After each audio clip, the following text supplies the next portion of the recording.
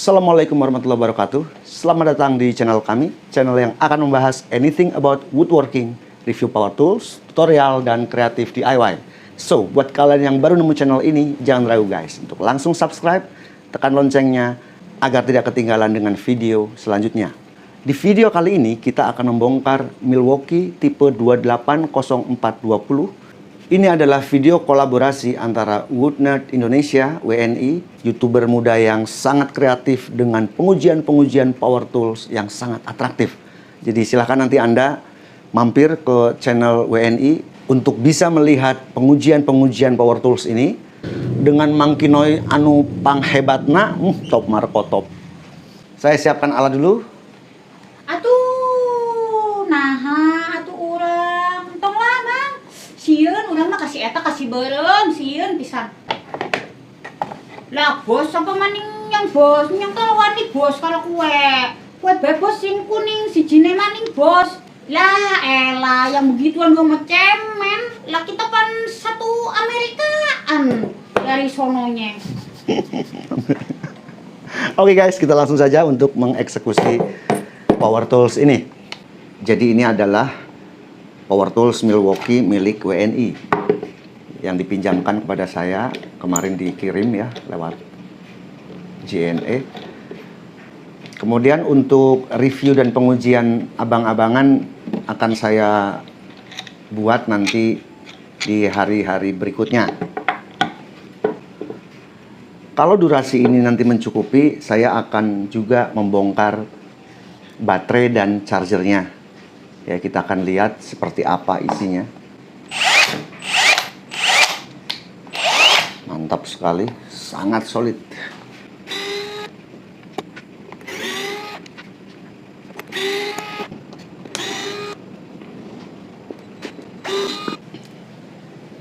Oke, sekarang kita akan buka.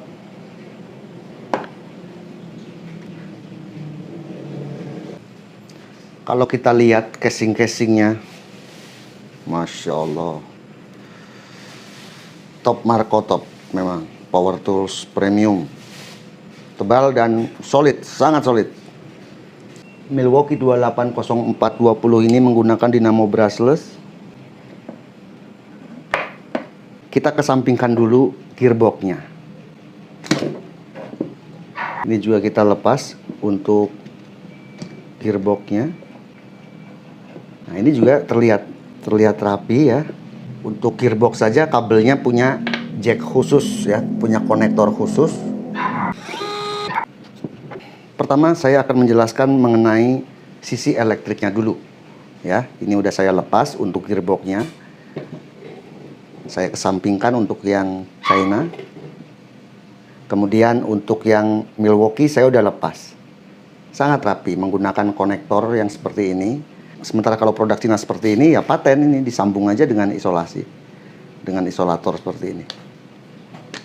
Kontrol modul yang digunakan untuk Milwaukee ini berada di posisi grip. Jadi di dalam grip ini. Sementara kalau produk-produk China, kontrol modulnya berada di atas baterai. Dan setiap merek untuk produk Cina itu pun semuanya hampir mirip. Secara fisik hampir mirip. Hanya modifikasi-modifikasi kecil pada kontrol modul dan mungkin jumlah lilitan yang ada di brushless motor. Kemudian dari sisi kabel-kabel, cara penyambungannya. Untuk Milwaukee ini, dari brushless motor ada sebuah konektor yang disolder seperti ini. Sehingga kalau ada masalah kita tinggal solder, udah kita ganti dengan brushless motor yang baru, rapi. Sementara untuk power tools China, dari kabel tembaga ini langsung lurus ke sini, lalu disambung output dari kontrol modul. Jadi di tengah, sehingga ya terlihat kurang rapi. Ini kan semua ini kan isolasi bakar ya. Ada sambungan gitu di tengah, sambungan output dari kontrol modul, juga sambungan untuk ke LED penerangan. Triggernya juga lain. Kemudian ke brushless motor. Kawat yang digunakan sangatlah berbeda. Kalau power tools Cina seperti ini. Ya, kawatnya kecil, tapi ini juga tembaga. Sementara kalau Milwaukee beda guys. Banget beda, bumi dan langit. Lebih besar kawat tembaganya. Memang ini adalah power tools untuk heavy duty. Jadi memang power tools Milwaukee ini didesain untuk durability yang tinggi. Anda lihat lilitannya. Kawat tembaganya yang Milwaukee ini besar. Sementara yang power tools China lebih kecil. Sepertinya setengahnya. Untuk power tools China 0,5 mili. Sementara untuk Milwaukee menggunakan, jadi 2 kali lebih besar kawat lilitan yang digunakan antara power tools China, power tools berharga murah dengan power tools premium. Saya nggak tahu untuk DeWalt seperti apa karena saya belum pernah membongkarnya. Pada brushless motor Milwaukee ini dilengkapi dengan sebuah sensor. Sensor ini akan mengirimkan sinyal ke kontrol modul, ya, memberi perintah ke kontrol modul untuk menambah voltase, ya, menambah voltase ke brushless motor. Sementara kalau power tools berharga murah hanya 3 kabel. Dia mau beratnya kayak apa ya, pokoknya voltase yang keluar dari kontrol modul adalah sesuai yang kita perintahkan lewat trigger. Sementara pada Milwaukee ini, di samping kita memegang kendali di trigger, kontrol modul ini juga menerima sinyal dari brushless motor lewat sensor ini yang di depan. Mesti berapa voltase yang harus disupport dari baterai ke brushless motor. Jadi ini bor pintar namanya. Mungkin kalau di DeWalt teknologi FlexVolt, mirip lah seperti itu. Juga kabel yang digunakan juga besar-besar ini ya. Solderannya sangat rapi ya, mengkilat. Mengkilat itu artinya matang dia, solid. Jadi bahasa mudahnya adalah pada saat kita melakukan pengeboran benda keras, taruhlah beton, ya, di situ ada besi, ada batu. Lalu ketemu besi, berat putarannya akan dibaca oleh sensor ini. Kemudian memberi perintah kepada kontrol modul untuk mensuplai listrik yang lebih, ya. Jadi dia minta tambahan nih, minta booster gitu, minta booster tambahan arus. Woi, kirim dong, suplai gue udah kewalahan nih, kirim. Lalu kontrol modul perintahkan ke baterai kirim arus yang lebih. Jadi di kontrol modul ini seperti ada, kalau bahasa sederhananya lagi, seperti keran, stop keran, ya, yang mengatur debit air. Kapan harus sekian volt, kapan harus sekian ampere yang harus dilewati, yang harus disuplai ke brushless motor. Coba nanti Anda mampir ke channel WNI, Anda cek itu pengujian antara Milwaukee ini dengan DeWalt DCD 999, juga Milwaukee ini dengan DCD 796. Jadi kalau dari sisi elektriknya, antara Milwaukee ini dengan power tools Cina antara bumi dan langit. Jadi wajar kalau ini harganya 2,6 body only, 2,6 unit only, di luar baterai dan di luar charger. Kemudian kita akan masuk untuk membedah gearboxnya. Untuk kita buka ya, untuk gearboxnya. Wow. Ini adalah planetary gear, ya, gigi planet, dan ini tersusun sampai ke bawah.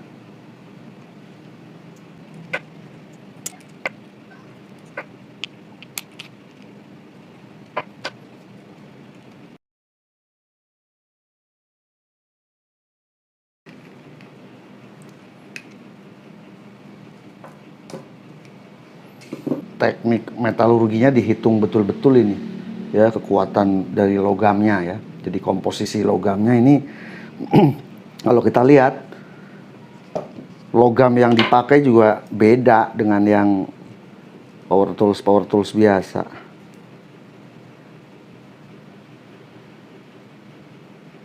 Berat ini, beratnya beda, sangat solid guys, ya. Kemudian di bawahnya lagi, ini ada sebuah bearing. Di bawahnya lagi ada sebuah sensor. Ya, ini ada 3 kabel. Beda halnya dengan power tools yang biasa ya. Itu tidak seperti ini, tidak ada pengaturan, tidak ada kabel sensor nempel di gearbox. Ini udah kayak mobil. Canggih. Ini power tools canggih yang pernah saya buka. Sesuai lah sama harganya. Tentu kalau kita mempunyai alat seperti ini terus rusak, repot juga ya, mau di servisnya di mana? Spare partnya bagaimana? Kita pasang kembali. Tadinya niat saya sekalian saya mau lihat charger dan baterainya. Cuman karena durasi, jadi saya pikir untuk bongkar-bongkar baterai dan charger Milwaukee akan ada di video berikutnya. Ya, nanti juga saya akan bandingin baterai Milwaukee dengan baterai-baterai produk China. Lalu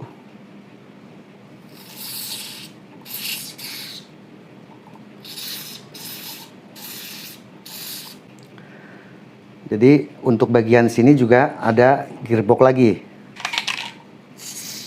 Kita tambahin gemuknya.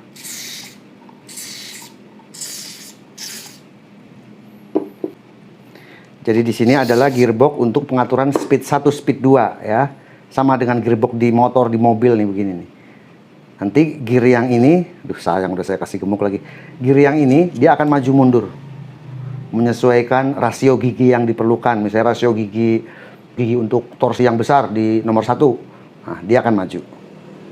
Kemudian untuk speed 2 dia akan mundur. Jadi kalau kayak DeWalt yang mempunyai 3 speed, untuk gearbox di sininya, gearbox bagian belakang itu akan lebih tebal lagi. Makanya bentuk fisik dari DCD, dari DeWalt DCD 999 lebih panjang untuk bagian depannya, karena memang dia punya fitur 3 speed. Mau terbang kali ya 3 speed ya. Nah, masuk. Pernya juga beda guys.